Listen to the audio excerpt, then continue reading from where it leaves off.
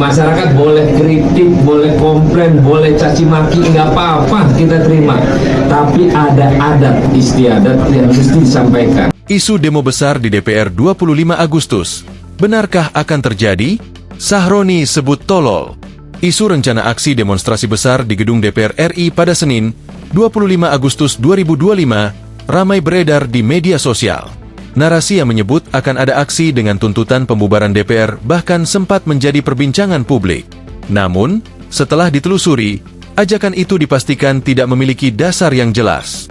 Sejumlah organisasi yang sebelumnya dikaitkan dengan rencana aksi, mulai dari BEMC Kerakyatan hingga Konfederasi Serikat Pekerja Indonesia, KSPI, sudah menegaskan tidak ada agenda turun ke jalan pada 25 Agustus. BEMC Kerakyatan menyatakan aksi mahasiswa justru telah dilakukan pada 21 Agustus lalu.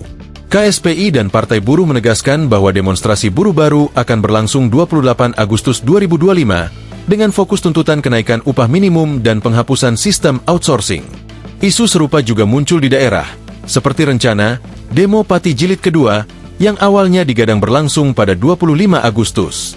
Namun, aksi itu dipastikan batal setelah inisiatornya, Ahmad Hussein, menarik diri. Aliansi Masyarakat di Pati pun menolak melanjutkan rencana tersebut. Tokoh buruh Jumhur Hidayat menilai ajakan demo 25 Agustus di Jakarta rawan menimbulkan kericuhan karena tidak jelas penanggung jawabnya.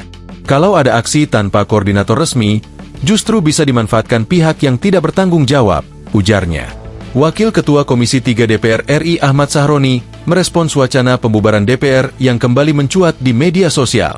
Sahroni menegaskan bahwa pembubaran DPR justru akan melumpuhkan fungsi-fungsi penting negara, mulai dari legislasi, pengawasan, hingga representasi rakyat.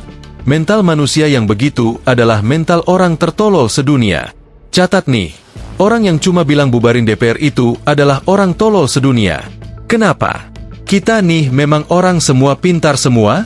Enggak bodoh semua kita, ujar Sahroni, dikutip dari siaran video yang beredar. Bubarin DPR ini kadang-kadang ya, masyarakat boleh kritik, boleh komplain, boleh caci maki, nggak apa-apa kita terima. Tapi ada adat istiadat yang mesti disampaikan. Apakah dengan bubarkan DPR memang meyakinkan masyarakat bisa menjalani proses pemerintahan sekarang ini? Belum tentu. Maka jangan menyampaikan hal-hal seenaknya, bubarin DPR. Jangan. Silakan masyarakat kritik, bahkan dengan keras atau dengan kata-kata kasar, saya tidak masalah. Tapi kalau bilang bubarkan DPR, itu jelas keliru. Justru negara ini akan pincang kalau tanpa DPR, tambahnya. Silahkan kritik mau ngapain aja boleh. Tapi jangan mencaci maki berlebihan, itu kan karena merusak mental.